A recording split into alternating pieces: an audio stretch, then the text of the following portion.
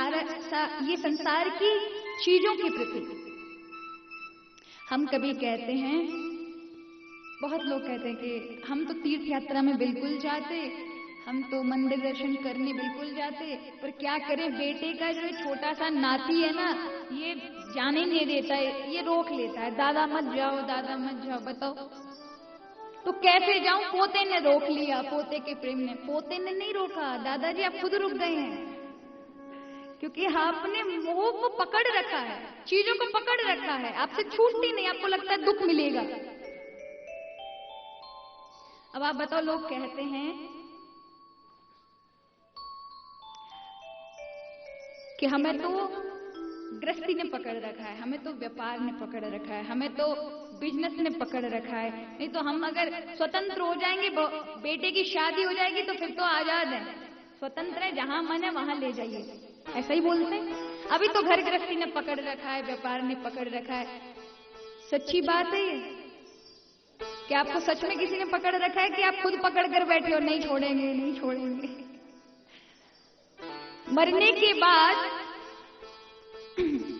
मरने के बाद कभी दुकान रोती हुई देखी? नहीं। कभी खेती बाड़ी रोती हुई देखी? अरे मेरा मालिक जा रहा है, मुझे कौन देखेगा? कभी नौकरी आदि कोई रोता? हाँ, घर वालों का तो मम्मत तो जुड़ा है, वो तो दो रोएंगे ही रोएंगे 6-7 महीना महाराज, वो तो रोएंगे, क्योंकि आपके साथ परिवार का संबंध जुड़ा है, ममता जुड़ी हुई है। लेकिन ये चीज जो आप पकड़ कर बैठे, ये आपसे कभी नहीं रोने वाली। ये तो कहती है कि आज नहीं, तू नहीं तो कोई और भोगेगा, उसके बाद कोई और भोगेगा। लेकिन हम पकड़ कर बैठे रहते हैं। बस यही। आज कहा तू स्वतंत्र, कहा तू परतंत्र है। तू कहता है कि तू मुझे पुरस्कार देगा। क्या पुरस्कार देगा? मैंने तो दुनिया की वो चीज पा रखी है जिसके सामने संसार की सारी वस्तु तुच्छ हैं। तू मुझे क्या देगा? क्या पुरस्कार देगा? मैंने तो उस ब्रह्म को पाया है, उसके सामने तू मुझे क्या पुरस्कार देगा? तूने कहा कि तू मुझे सजा देगा। तेरे अधिकार, तेरी सत्ता में जीवन मृत्यु है, तू किसी को जीवन और मृत्यु दे सकता है? क्या वो तेरी सत्ता में है? क्या तू अगर बोलेगा और मेरी मृत्यु हो जाएगी, ऐसा कोई विधान है तेरे पास? ऐसा कहा। राजा रघुगण मन में विचार करने लगा, देखने लगा, एक एक शब्द में प्रकाश है, अनुभव है। दौड़कर चरणों में पड़ गया, प्रार्थना करने लगा, महाराज मुझे लगता है कि आप साक्षात या तो महादेव हैं, या साक्षात जिसकी मैं खोज कर रहा हूं वो ज्ञानी महान पुरुष आप ही हैं। चरणों में पड़ गया, और जैसे ही चरणों में पड़ा, आज जड़ भरत जी ने ब्रह्म ज्ञान रघुगण को प्राप्त कराया। देखिए, ब्रह्म ज्ञान किताबों से नहीं मिलता है, पढ़कर के, अत्यधिक ज्यादा पढ़कर ब्रह्म ज्ञान पाया नहीं जा सकता। शब्दों को अत्यधिक लक्ष्यदार शब्द जोड़ लेने से ब्रह्म ज्ञान की प्राप्ति नहीं होती। ब्रह्म ज्ञान कोई मनुष्य किसी मनुष्य को नहीं दे सकता। ब्रह्म ज्ञान तो कोई ब्रह्म ज्ञानी ही दे सकता है, जिसके सानिध्य में जाकर के आप जब उसकी सेवा करेंगे, आप उसकी आज्ञा का पालन करेंगे, तब कृपा करके वो ब्रह्म ज्ञान आपको प्रदान करता है। और आज जब तक आंखें हैं, परमात्मा के द्वारा आंखें दी जाती हैं, लेकिन सद्गुरु के द्वारा दृष्टि दी जाती है। आंखों से आप संसार देख सकते हैं, लेकिन दृष्टि से आप साक्षात परमात्मा को देख सकते हैं। आज दृष्टि प्राप्त कराई। रघुगण अधिकारी शिष्य थे, और जड़ भरत जी ने अधिकारी शिष्य को ज्ञान दिया। कहा कि किस तरह से मनुष्य अपनी इच्छाओं के कारण बार बार भवाटवी माने जन्म जन्मांतर का चक्कर। आज मनुष्य बन गए, कुछ गलत काम किए तो फिर किसी और योनि में गए, फिर वहां किसी और योनि में गए। याद रखिए, कुछ लोग कहते हैं पूर्व जन्म का क्या खाता चलता है? बिल्कुल चलता है महाराज। अगर आप मान के चलिए किसी शहर में रहते हैं और वहां आपका जो व्यवहार है वो क्रिमिनल है, क्रिमिनल का है, आप एक बहुत बड़े अपराधी हैं, बहुत बड़े बड़े अपराधों को अपराध करते हैं, आप शहर बदल दीजिए, आप यहां से छोड़ के दिल्ली बच जाइए, तो क्या आपका रिकॉर्ड खत्म हो जाएगा? क्या आपके कर्म खत्म हो जाएंगे? वह कभी ना कभी आपके सामने पड़ेंगे और आपको उनका सामना करना पड़ेगा। ठीक इसी तरह से आपके पूर्व जन्म के कर्म भी, आप चाहे किसी भी योनि में आ जाएं, कैसे भी उसमें आ जाएं, वो सामने आते ही आते हैं। तो महाराज, भवाटवी के जिस प्रकार के चक्कर में हम फंसते हैं, जन्म जन्मांतर का चक्कर लगा रहता है।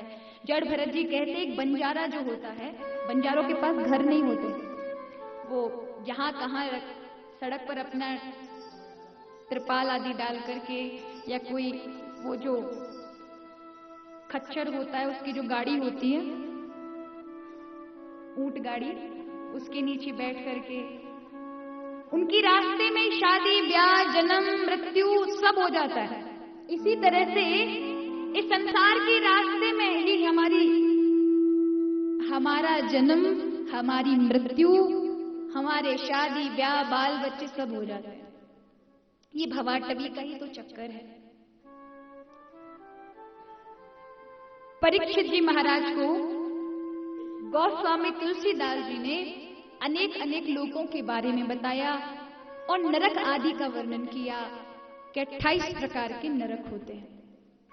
इतना सुनते परीक्षित कहने लगे, प्रभु क्या ये सत्य है? क्या स्वर्ग और नरक होते हैं? क्या ये इसमें सच्चाई है? क्या स्वर्ग और नरक आदि जो कहे गए ग्रंथों में वो होते हैं? कहा बिल्कुल होते हैं।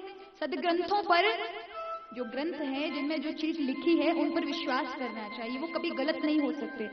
जो चीज है ग्रंथों में लिखी है तो वो चीज है, कहां है, क्यों है, कैसे है, वो अलग बात है। अरे स्वर्ग और नरक की तो यहां भी, आपकी खुद के भौतिक जीवन में भी चलता है। यदि कोई बालक अच्छा काम कर देता है, अपने घर में कुछ अच्छा काम किया, तो माँ क्या करती है? पैसे देती है। पिता क्या करता है? पैसे देता है, बोलता है चलो बेटा आइसक्रीम खा लो, या मैं तुझे आइसक्रीम खिलाऊंगी, मैं तुझे ये करूंगी, या बेटे ने अच्छे मार्क्स लाए तो अब तुझे बाइक मिलेगी। क्या करती है? होता है ये स्वर्ग है। और कुछ गलत काम कर दिया तो फिर पिटाई मिलेगी। विद्यार्थी जब स्कूल में अच्छा काम करता है, अच्छे से पढ़ाई करता है, तो उसे पुरस्कार मिलता है, और वही अगर कुछ गलत अपराध करता है तो उसे दंड भी वहां से मिलता है। ये क्या है? ये स्वर्ग नरक है। आपके संसार में भी तो जरूरत पड़ती है स्वर्ग नरक की। स्वर्ग नरक आदि गुणों की वृद्धि करने के लिए है, पापों से बचाने के लिए है। जीव अत्यधिक पाप करता है, अवगुण ज्यादा आ जाते हैं, तब नरक की यातनाएं भोगनी पड़ती है।